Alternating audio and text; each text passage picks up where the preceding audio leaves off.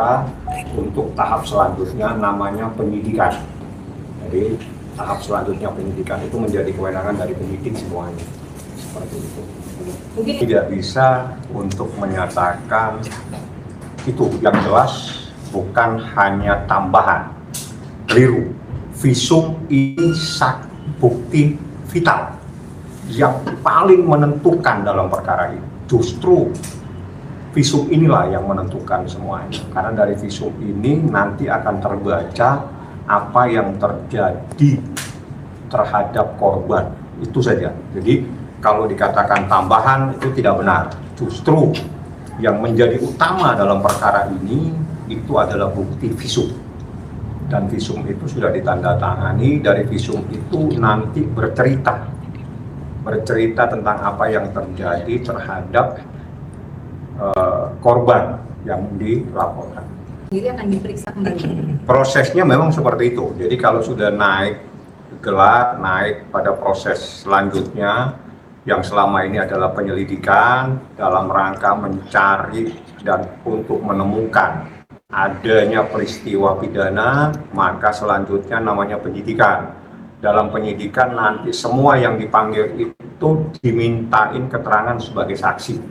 Itu perbedaannya. Jadi dimintain keterangan sebagai saksi dan itu dalam rangka penyidikan. Dalam rangka penyidikan ini untuk mencari dan menemukan siapa yang harus bertanggung jawab atas adanya peristiwa pidana tersebut. Itu adalah proses dan tahapannya. Jadi saya di atas hanya menanyakan tentang informasi yang saya terima, kebenaran visum itu benar diterima oleh penyidik. Artinya informasi ini sah, sudah ada di tangan penyidik. Apa hasilnya, apa kesimpulannya, saya tidak punya hak untuk menanyakan. Bang, kalau visum itu pasti bercerita. Jadi kalau visum pasti bercerita. Jadi ini bukan persoalan bahagia, sengsara. Visum itu bukti terjadinya sesuatu terhadap korban yang menjadi korban dalam peristiwa ini. Jadi visumnya yang bercerita. Misalnya bercerita tentang apa yang terjadi dan sebagainya. Jadi bukan urusan perasaan bahagia dan tidak, tapi visum itu akan menceritakan apa yang terjadi di dalam tubuh seseorang. Ya. Anda tunggu gelar. Ya, dari saya tidak boleh mendahului, yang jelas kita pada porsi yang selama ini kita tunggu-tunggu adalah visum. Dan benar visum itu sudah ada kepada penyidik. Tinggal penyidik yang nantinya menindaklanjuti, yang akan membuat resum untuk proses lebih lanjut. Jadi apa, mungkin kita juga sudah tahu sebagai ibu dari korban Laura, saya pun mungkin sudah tahu, tapi mohon maaf, tanyakan langsung kepada penyidik. Habis proses ini yang kita tunggu sekian lama ini adalah visum yang ditandatangani secara sah. Jadi dalam visum itu ada aturan bahwa tanda tangannya itu istilahnya itu tanda tangan basah. Jadi tidak bisa dengan tanda tangan elektronik. Jadi yang menandatangani itu dokter yang ada pada saat itu dan itu ditandatangani langsung. Sehingga itu bisa dipertanggungjawabkan di dalam proses di persidangan. Karena visum adalah bukti yang paling vital dalam perkara ini. Verifikasi kebenaran yang beredar bahwa visum sudah diserahkan dan visum sudah diterima, dan itu setelah saya tanya benar. Saya tidak punya hak bertanya visum itu, tapi apa yang terjadi Anda bisa melihat apa yang Anda lihat terhadap Nikita Mirzani di proses penyidikan. Jadi gini, dalam proses hukum, apalagi dalam tindak pidana kejahatan seperti ini, penyidik punya hak untuk memeriksa siapa saja. Penyidik punya hak untuk mencari dan menemukan bukti-bukti yang terkait. Jadi tidak ada batasan, tidak ada larangan, dan harus berhenti sampai di satu titik. Jadi kalau memang ditemukan bukti, pasti akan dilakukan proses lebih lanjut. Dan itu karena ini dugaan tindak pidana kejahatan terhadap anak, sehingga ini adalah tindak pidana Jadi itu prosesnya seperti itu. Maka kalau dikatakan akan terjadi sesuatu, itu menjadi kewenangan dari penyidik untuk menindaklanjutinya seperti apa. Apakah dia nanti akan memanggil A, B, C, yang pasti semua yang ada di dalam proses penyelidikan kemarin, semua akan dimintain keterangan kembali dan diperiksa sebagai saksi. Oke. Yang punya hak.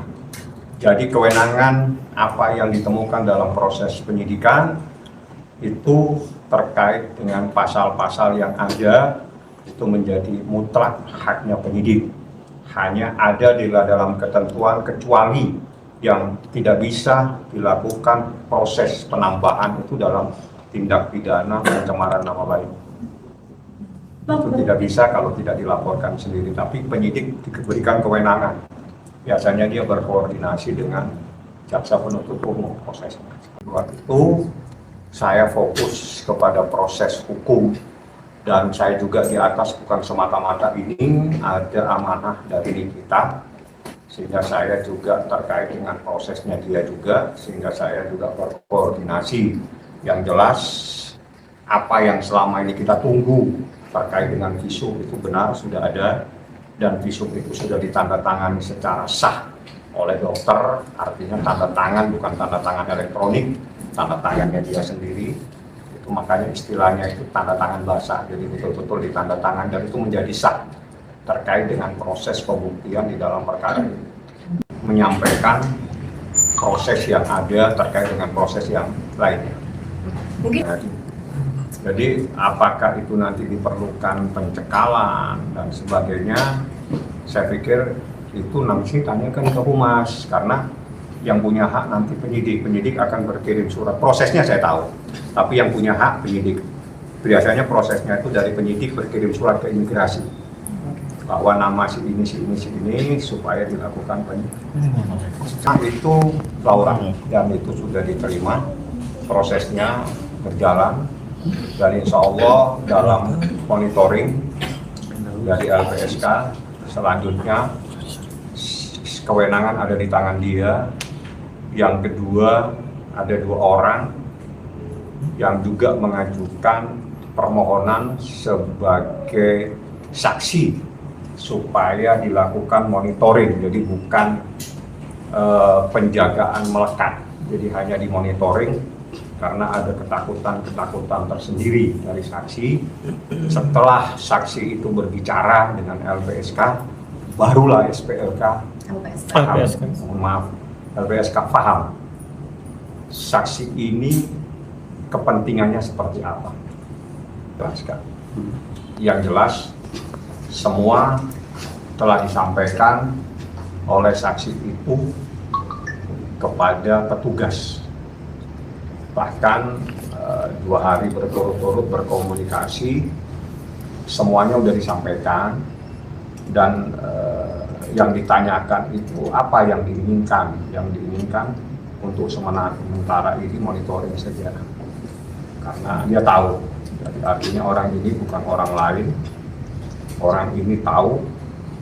Jadi sementara saya tidak pernah beritahu saksinya, karena memang dari awal saya lindungi saksi ini untuk ada diketahui oleh masyarakat. Nanti kalau sampai proses sidang, Anda pasti tahu siapa dia. 2 dari sekian saksi yang ada, karena yang lain itu mungkin belum menyampaikan kepada saya, sehingga saya juga tidak akan memaksa. Tapi yang 2 ini dia mempunyai alasan tersendiri. Alasannya juga disampaikan kepada petugas. Sebelum dia menyampaikan, dia menceritakan siapa dirinya dalam perkara ini, sehingga Anda adalah saksi betul-betul memegang kunci dalam perkara. Pantas aja tidak ada yang tahu Anda siapa. Memang saya tutupi. Setelah itu saya serahkan ke petugas. Silakan, nanti orangnya akan saya pertemukan untuk menjelaskan itu. Kalau sementara ini, supaya tidak saya juga harus selalu bertanya sama yang bersangkutan, seperti apa yang saya katakan, dia bukan saksi. Yang bisa menjawab tentang nama itu adalah saksi yang saat ini meminta perlindungan pada LPSK. Berarti kondisinya memang sudah